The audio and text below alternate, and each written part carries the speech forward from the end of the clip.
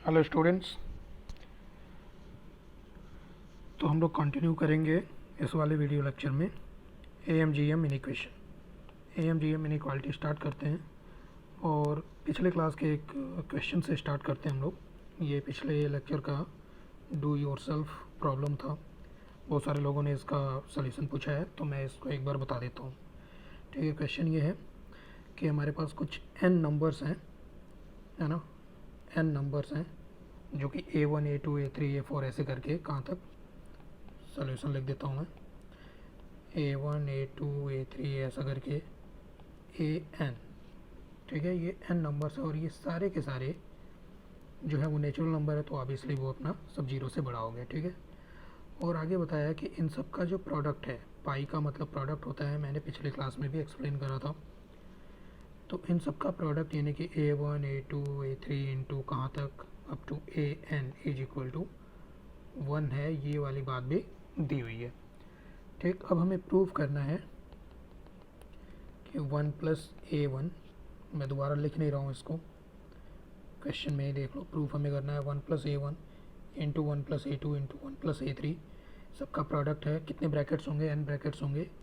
This will be greater than और equal to 2 to the power n। ठीक है, simple question है, लेकिन जैसा मैंने पिछले क्लास में ही बताया था, बहुत सारे क्वेश्चंस में हमें एक से ज़्यादा बार इन इक्वेशंस का इस्तेमाल करना पड़ता है और फिर फाइनल रिजल्ट तक पहुंचने के लिए हमें उन इंडिविजुअल इन इक्वेशंस को कई बारी ऐड करना होता है, कई बारी मल्टीप्लाई करना होता है अकॉर्डिंग टू द क्वेश्चन। ठीक है, तो पहले मैं 1 और A1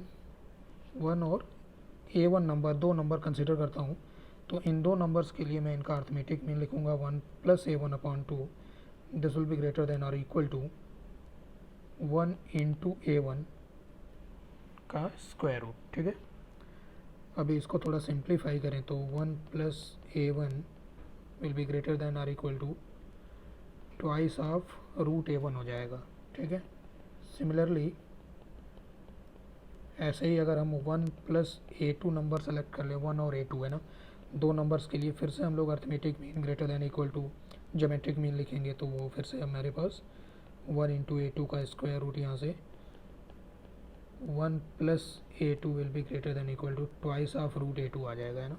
तो सिमिलरली मैं क्या ऐसे लिख सकता हूँ 1 plus A3 will be greater than equal to twice of root A3 and finally 1 plus AN will be greater than equal to twice of root AN। अभी मेरे पास कितने इन इक्वेशंस बने? 1 2 3 ऐसा करके n इक्वेशन बन गया, ये n इक्वेशन। ठीक है, अब क्वेश्चन देख के ये पता चल रहा है कि इन सारे इन इक्वेशन को हमें क्या करना पड़ेगा? मल्टीप्लाई करना पड़ेगा। हर तरीके के इन इक्वेशंस को मल्टीप्लाई हम लोग नहीं कर सकते, लेकिन मैंने समझाया था जब right hand side left hand side दोनों जगह पे पॉजिटिव नंबर्स लिखे हों तो मल्टीप्लाई करने में कहीं कोई दिक्कत या परेशानी वाली बात नहीं है। ठीक है, तो हम लोग बस इनको मल्टीप्लाई कर लेते हैं। मल्टीप्लाई करते ही लेफ्ट हैंड साइड हमारा बन जाएगा 1 plus A1 into 1 plus A2 into 1 plus A3 up to 1 plus AN be greater than or equal to 2 into 2 into 2 कितनी बार लिखा होगा? n times, that will be 2 into 2 into 2, ये लिखा होगा n टाइम्स, और रूट के अंदर A1 A2 A3। ठीक है, कहाँ तक? AN तक। अब क्वेश्चन में ये स्क्वायर रूट के अंदर वाली जो चीज़ है इसका वैल्यू 1 के बराबर बताया और बाकी ये 2 का पावर n तो हो ही गया। ठीक है ना, तो देख लो अल्टीमेटली ये प्रूफ हो गया। नेक्स्ट स्टेप में हम लिख सकते हैं इसी को ग्रेटर देन और equal to 2 to the power n। ठीक, तो ये क्वेश्चन हो गए कुछ प्रूविंग वाले क्वेश्चन, जैसा हमने पिछले लेक्चर में भी बताया कि इस वाले इन इक्वेशन का AMGM इन इक्वेशन का हम लोग यूज मैक्सिमम या minimum value of expressions find out करने के लिए भी कर सकते हैं। तो आइए कुछ इस तरीके के क्वेश्चन कंसिडर किए जाएँ। तो जैसे ये नेक्स्ट क्वेश्चन है हमारे पास, we have to find the minimum value of the function f(x) which is given as x square plus 16 upon x square. ठीक, ध्यान रहे क्वेश्चन में कहीं पर भी x पॉजिटिव या नेगेटिव ये नहीं दे रखा, बट इतना तो हमें मान के चलना ही पड़ेगा कि x जो है वो जीरो नहीं है, अदरवाइज़ तो फिर सारा कुछ नॉट डिफाइंड बन जाएगा। ठीक, अब x पॉजिटिव हो चाहे नेगेटिव हो, एक्स स्क्वायर तो हमें पता है कि वो जीरो से ग्रेटर ही होगा, और इसीलिए 16/x² भी 0 से ग्रेटर होगा। तो अगर हम यही दो नंबर कंसीडर करें x² और 16/x² और इसके ऊपर arithmetic mean greater than equal to geometric mean apply करें तो x² plus 16/x²/2 will be greater than equal to, ये इन दोनों का प्रोडक्ट और पावर में 1/2 आ जाएगा। ठीक, तो यहाँ से x² plus 16/x² will be greater than equal to, ये तो कैंसिल हो गया और 16 का पॉजिटिव स्क्वायर रूट बन गया मेरे पास 4। ठीक, अच्छा अब x² प्लस 16/x² का वैल्यू जो है वो 4 या 4 से ग्रेटर है। तो अब बहुत लोग इसमें क्या करते हैं, बिना कुछ सोचे समझे, मिनिमम वैल्यू हमें पूछा गया है ना, तो हमें पता है कि 4 या 4 से बड़ा है तो मिनिमम वैल्यू 4 हो सकता है। मैं ये नहीं बोल रहा हूँ कि हमेशा होगा, ये हमें हमेशा ध्यान रखना है कि इक्वल टू का साइन होल्ड करेगा या नहीं, इसकी कंडीशन याद रखनी हमें, है ना। इक्वल टू का साइन तभी होल्ड करता है जब वो नंबर्स इक्वल हो जाएं जिनके ऊपर हमने अपना AMGM इक्वेशन अप्लाई किया है। तो अगर वो नंबर्स इक्वल हो सकते हैं किसी x की वैल्यू के लिए, मतलब क्वेश्चन में जिस x की वैल्यू दी गई है ना उसके लिए, तो फिर हम ये बोलेंगे कि इक्वल टू होल्ड करेगा और फिर जो है मिनिमम वैल्यू 4 हो जाएगा, है ना।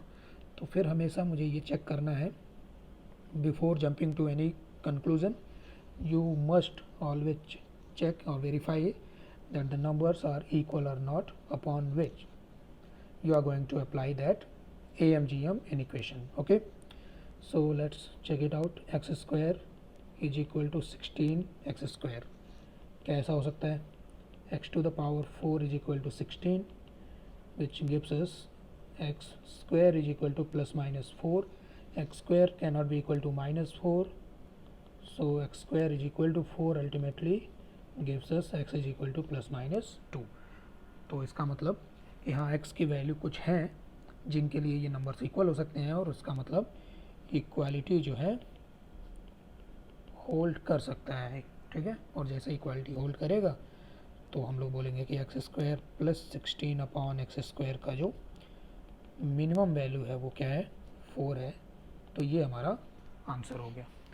ठीक है, हमेशा तुम्हें ये वेरीफाई करना पड़ेगा। ठीक है, जैसे अगर ये सेम क्वेश्चन हम लोग कंसिडर करें, ये क्वेश्चन हो गया सॉल्व, है ना, इसका आंसर है 4। मैं थोड़ा सा ये क्वेश्चन को वेरी करता हूँ। अगर मैं यहाँ पे x² की जगह पे बोलूँ कि चलो x² प्लस, है ना, x² प्लस 3 कंसिडर करो, consider x² plus 3 in the place of x²। ठीक है, तो देखते हैं ज़रा उसमें क्या दिक्कत आ सकती है। x² plus 3 plus 16/x² plus 3। अब मुझे इसका मिनिमम वैल्यू चाहिए। ठीक है, नंबर सभी भी पॉजिटिव हैं तो हम लोग वैसे ही AMGM इक्वेशन अप्लाई किए, फिर से मल्टीप्लिकेशन 16 और 16 का रूट यहाँ पे हो जाएगा 4। ठीक है, हाँ यहाँ एक चीज़ गड़बड़ हो गई थी, ये 2 का क्रॉस मल्टीप्लाई नहीं किया था हमने, तो 2 यहाँ क्रॉस मल्टीप्लाई हो गया। ठीक है ना, तो ये आंसर 4 नहीं है, ये आंसर जो है 8 है। ठीक है, हाँ अब मैं ये बोल रहा हूँ कि x² की जगह पे x² प्लस 3 लेके जरा एक बार चेक किया जाए। जैसे ही हम लोग ये करते हैं तो x² plus 3 plus 16/x² plus 3 greater than equal to आता है मेरे पास 8। अब मुझे ये चेक करना है कि क्या इक्वल टू होल्ड करेगा या नहीं। ठीक, देखते हैं एक बार। इक्वल टू तो तभी होल्ड करेगा, for equality to hold x² plus 3 must be equal to 16/x² plus 3। सही है ना, तो यहाँ से मिलेगा x² प्लस 3 का whole square is equal to कितना, 16। यहाँ से मिलेगा x² plus 3 is equal to plus minus 4।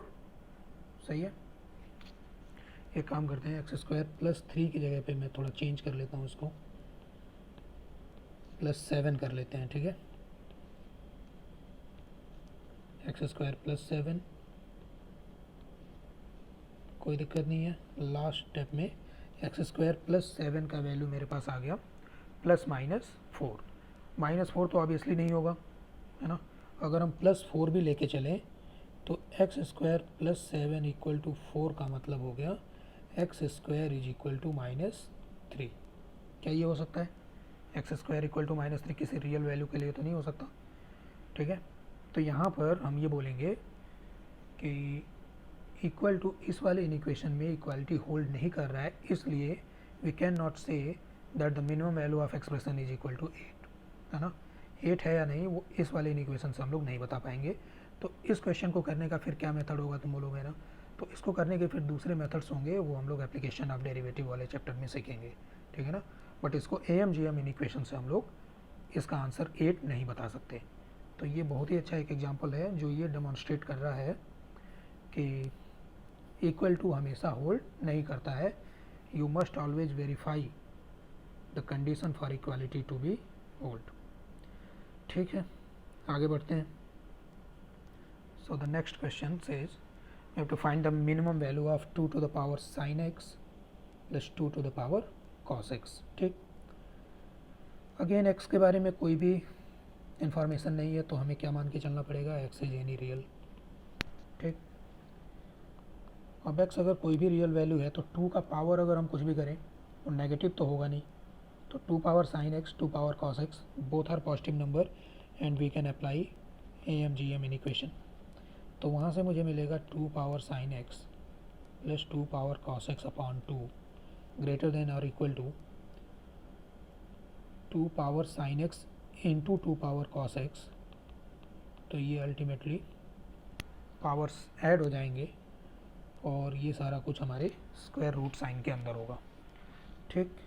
यहाँ से 2 power sine x plus 2 power cos x मैं लिख सकता हूँ ग्रेटर देन और equal to 2 into root of 2 power sine x plus cos x, ठीक।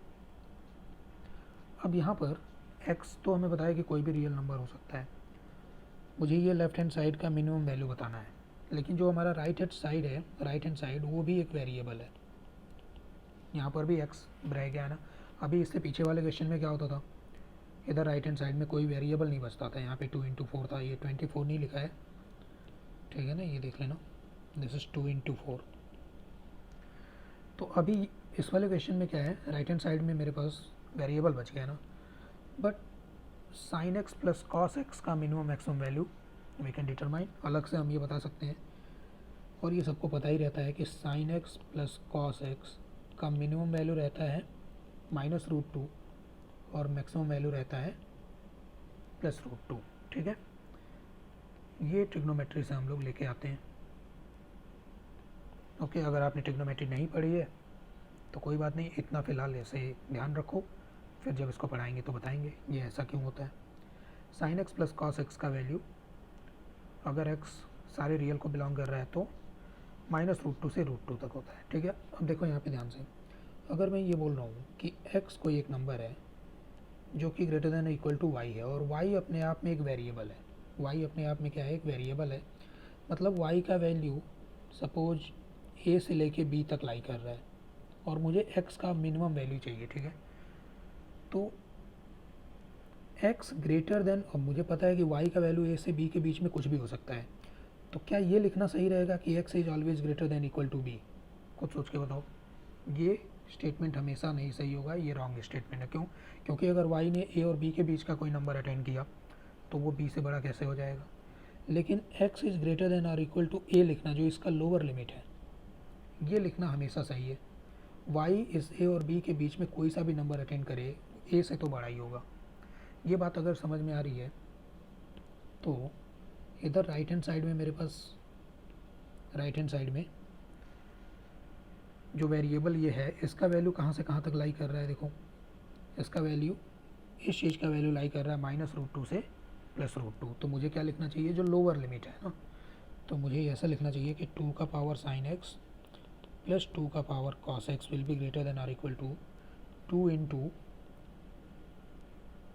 Root of 2 to the power -√2, ठीक है। अब ये बहुत ही कॉम्प्लेक्स सी चीज़ दिख रही है, इतना भी कॉम्प्लेक्स नहीं है, इसको तुम सिंप्लीफाई कर सकते हो। 2 इंटू ये 2 का पावर -√2 लिखा है और उसका होल का पावर क्या है 1/2। तो ये 2 का पावर देखो यहाँ पे 1 लिखा हुआ है 1, और ये दोनों पावर आपस में मल्टीप्लाई होंगे तो -1/√2 आ जाएगा। और फिर ये जो है हमारा आंसर हो जाएगा। मिनिमम वैल्यू हमें बताना है तो हमें फिर से ये देखना पड़ेगा कि क्या इक्वल टू होल्ड करेगा, इक्वालिटी होल्ड करेगी। इक्वालिटी होल्ड करने के लिए 2 का power sine x equal to 2 का पावर कॉस एक्स होना चाहिए। हमें पता है कि साइन एक्स कॉस एक्स बहुत सारे एक्स के लिए बराबर हो सकते हैं, जैसे 45 डिग्री सबसे आसान सा एग्जांपल। साइन 45 1/√2 होता है, कॉस 45 भी 1/√2 होता है। तो वहाँ पे साइन एक्स कॉस एक्स बराबर होंगे और उनके 2 के पावर्स भी बराबर हो जाएंगे, तो इक्वालिटी होल्ड करेगा और क्वेश्चन का आंसर जो है मिनिमम वैल्यू हो जाएगा हमारा 2 का पावर 1 - 1/√2। ठीक है, आई होप समझ में आया होगा। नहीं समझ में आया तो दोबारा एक बार रिपीट करके देखो। आगे बढ़ते हैं। अगला क्वेश्चन वही फिर से प्रूविंग वाला क्वेश्चन आ गया ना। ठीक है, ये प्रूविंग वाला क्वेश्चन हम लोग कैसे हिंट लेते हैं, जैसे अगर मुझे कोई ये कांस्टेंट नंबर यहाँ 4 दिखा तो इट मे सो हैपन कि यहाँ लेफ्ट हैंड साइड में 4 नंबर हों और उन 4 नंबर में हमने AMGM इक्वेशन अप्लाई किया हो, तो फिर ये 4 इधर क्रॉस जाके वहाँ पे 4 हमें दिख रहा है। ठीक है ना, एक तो ये चीज़ हो सकती है। तो ऐसा तुम ये दोनों ब्रैकेट को मल्टीप्लाई करके 2 × 2 ये 4 टर्म्स बन जाएंगे। वो तो तुम करके देख लेना। ठीक है, ये मुझे बताने वाली कोई बात नहीं लग रही है। मैं क्या बता देता हूँ, अलग अलग है ना। अगर हम AB और XY नंबर्स कंसीडर करें, एक चीज़ और देख लो, क्वेश्चन में हमेशा ये बात दी होगी कि ये जो नंबर हम कंसीडर करने जा रहे हैं ये पॉजिटिव है। ठीक है, तो इनके ऊपर अगर मैं अप्लाई करता हूँ AMGM इक्वेशन तो मुझे ऐसा कुछ मिलेगा, ये चीज़। या फिर AB + XY is greater than equal to twice of root AB XY, ये पहली चीज़ हो गई। और अगर मैं कंसीडर करता हूँ AX और BY नंबर्स, ये भी पॉजिटिव हैं, तो इनके ऊपर AMGM इक्वेशन हमें दे देगा फिर से ऐसा है कुछ, है ना। या फिर AX + BY is greater than equal to twice of root AB XY, है ना। फिर से क्या कर देना है तुम्हें, फर्स्ट और सेकंड इक्वेशन को मल्टीप्लाई कर देना है। ठीक है, मल्टीप्लाई करते ही जो है जो प्रूव करना है वो हो जाएगा। ठीक, ओके। ऐसा क्वेश्चन हम पहले भी कर चुके हैं।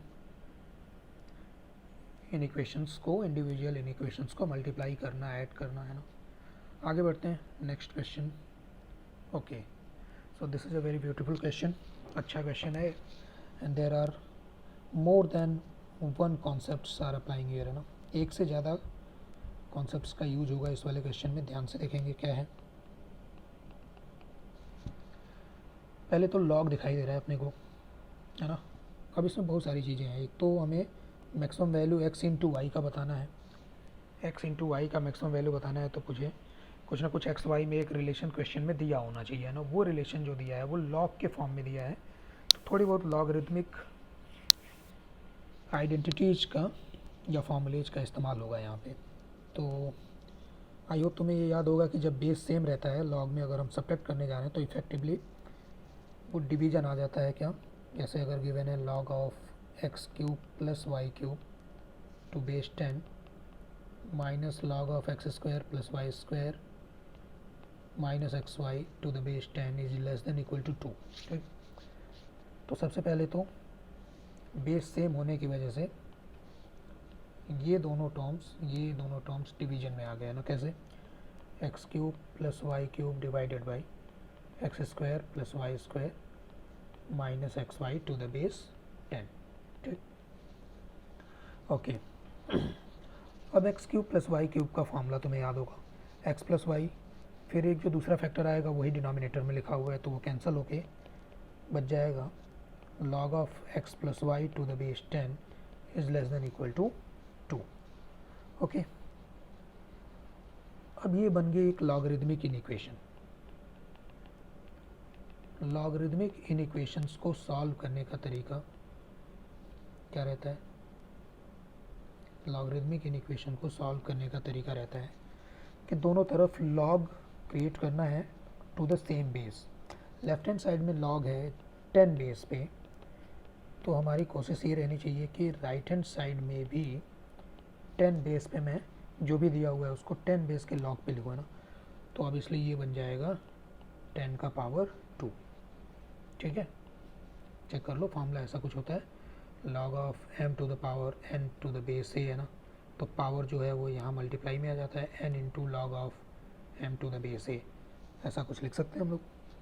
अब जब हम लॉग को कंपेयर करेंगे तो बेस का ध्यान रखते हुए कंपेयर करते हैं। बेस अगर 1 से छोटा है, 0 और 1 के बीच में है, तो इन इक्वेशन का साइन रिवर्स हो जाता है। अगर बेस 1 से ग्रेटर है तो इन इक्वेशन का साइन रिटेन रहता है। यहाँ 10 है, 1 से ग्रेटर है, तो इन इक्वेशन का साइन जो है वो रिटेन रहेगा। And we will write x plus y is less than और equal to 10 square that is 100। तो क्वेश्चन में जो इन्फॉर्मेशन दी थी वो लॉग के फॉर्म में दिया था, उसको हमने एक ज़्यादा यूजफुल इन्फॉर्मेशन में कन्वर्ट कर लिया।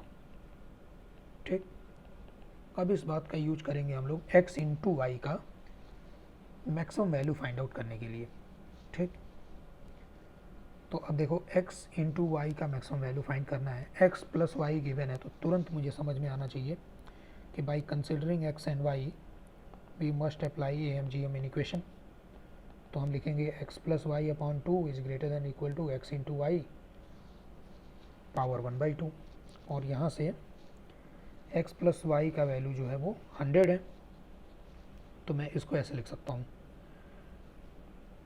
Root of x into y is less than और equal to x plus y upon 2। अगर हम इसका स्क्वायर कर लें तो x into y is less than और equal to x plus y का होल स्क्वायर डिवाइडेड बाई 4। ये चीज़ x प्लस वाई का जो वैल्यू है वो हमें पता है कि वो हमेशा 100 से कम है, मतलब x प्लस वाई का मैक्सिमम वैल्यू जो है वो 100 है। ठीक है, अब यहाँ देखिए x इंटू वाई हमेशा x प्लस वाई के होल स्क्वायर अपॉन 4 से कम है, तो मतलब राइट हैंड साइड का जो मैक्सिमम वैल्यू होगा उससे भी कम होगा। Right hand side x plus y का होल स्क्वायर अपॉन 4 का मैक्सिमम वैल्यू क्या होगा, तो x प्लस वाई का मैक्सिमम वैल्यू 100 है, उसका स्क्वायर हो जाएगा 10,000 और डिवाइडेड बाई 4 जो है वो हो जाएगा 2,500, है ना। तो इसका मतलब x इंटू वाई जो है वो लेस देन और इक्वल टू है 2,500। तो यहाँ से हम लोग x इंटू वाई का जो मैक्सिमम वैल्यू है वो बोल सकते हैं कि 2,500 है। अगेन मैक्सिमम वैल्यू बोलने के लिए इक्वालिटी होल्ड करना चाहिए। इक्वालिटी होल्ड करने के लिए x और y बराबर होने चाहिए, तो x और y एक दूसरे के बराबर हो सकते हैं, कोई दिक्कत नहीं है। ठीक है, बढ़ते हैं आगे। अच्छा क्वेश्चन था ये, इसको देखना और समझने की कोशिश करना। इसमें लॉगरिथमिक इक्वेशंस का इस्तेमाल हुआ, लॉग की कुछ प्रॉपर्टीज़ का इस्तेमाल हुआ। अगर वो तुम्हें भूल गया है तो उसको रिवाइज करो। आगे बढ़ते हैं हम लोग अपने 5वें क्वेश्चन के ऊपर। 5वां क्वेश्चन है हमारा, अगेन ये प्रूव वाला क्वेश्चन है। n plus 1 upon n to the power n is greater than n factorial. Obviously n जो है वो एक नेचुरल नंबर है, तो किसी भी नेचुरल नंबर के लिए, जैसे अगर मैं नेचुरल नंबर 2 कंसीडर करूँ, ठीक है, तो लेफ्ट हैंड साइड बनेगा मेरा 2 प्लस 1 अपॉन 2 का पावर कितना 2 प्लस 1 3 अपॉन 2 का स्क्वायर हो जाएगा 9 अपॉन 4। 9 अपॉन 4 का वैल्यू हो गया 2.25, और राइट हैंड साइड ये तो बन गया मेरा LHS। राइट हैंड साइड जो है वो बन गया 2 का फैक्टोरियल। 2 का फैक्टोरियल होता है 2, तो ऑब्वियसली देखो लेफ्ट हैंड साइड जो है वो ग्रेटर है राइट हैंड साइड से। अब इस तरीके से वैल्यू डाल डाल के प्रूफ तो करना नहीं है, हमें तो एक जनरल प्रूफ देना है। ठीक है, तो वो जनरल प्रूफ हम लोग AMGM इन इक्वेशन से दे सकते हैं। n कोई भी एक नेचुरल नंबर बोल रहा है ना, तो अब ये हमें सोचना है कि नंबर कौन सा कंसीडर करें। अब यही सबसे ज़्यादा दिमाग लगेगा ना। तो अगर तुम सोचो कि n फैक्टोरियल चाहिए तुम्हें, n फैक्टोरियल क्या होता है, product of first n natural number, और फर्स्ट n नेचुरल नंबर का सम होता है n into n plus 1 upon 2।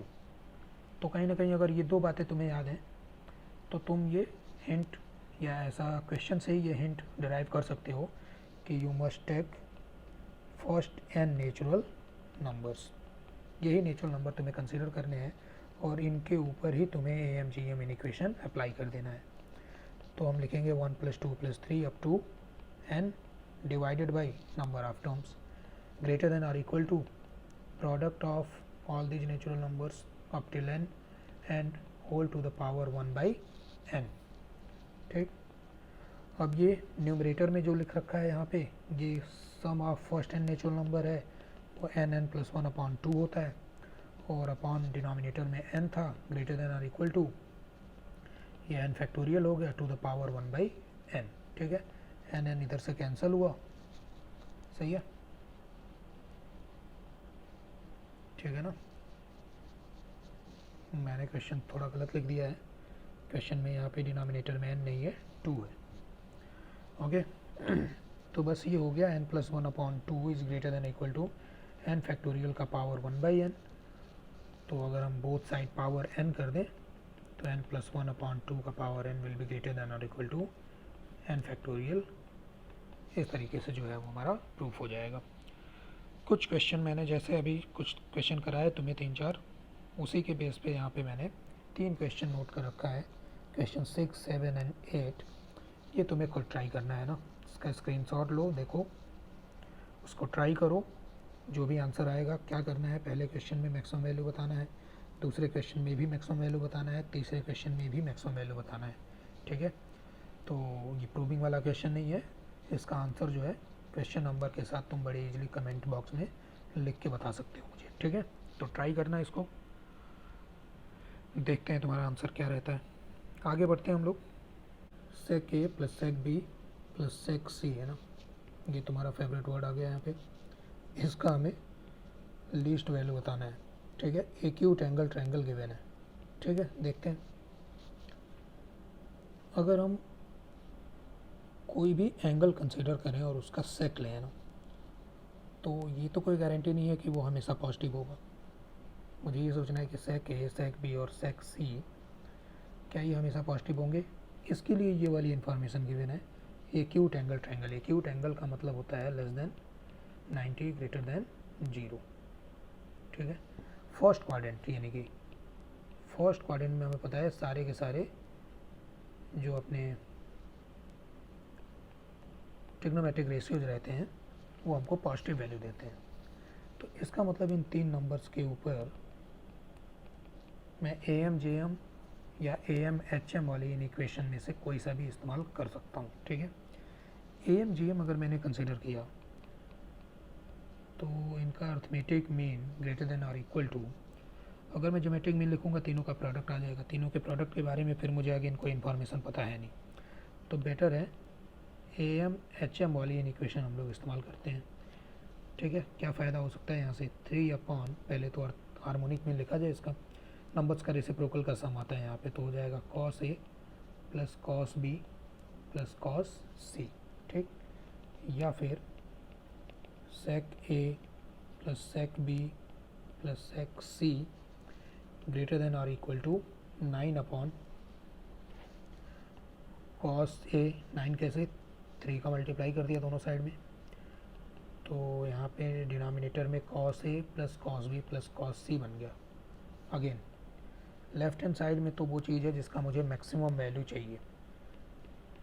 ठीक है ना, और राइट हैंड साइड में एक वेरिएबल चीज़ आ गई। ठीक है, तो अगेन मुझे ये सोचना है कि जैसे वही बात फिर से x ग्रेटर देन y है और y का वैल्यू कुछ a और b के बीच में लाई कर रहा है, तो मैं y का मिनिमम वैल्यू लेके चलूँगा यहाँ पे। x ग्रेटर देन a बोलना ऑलवेज सही है, x ग्रेटर देन b बोलना ये ऑलवेज सही नहीं है। ठीक, तो मुझे ये देखना है कि राइट हैंड साइड का मिनिमम वैल्यू क्या होगा। राइट हैंड साइड मिनिमम तब होगा जब राइट हैंड साइड का जो डिनोमिनेटर है वो मैक्सिमम हो जाए।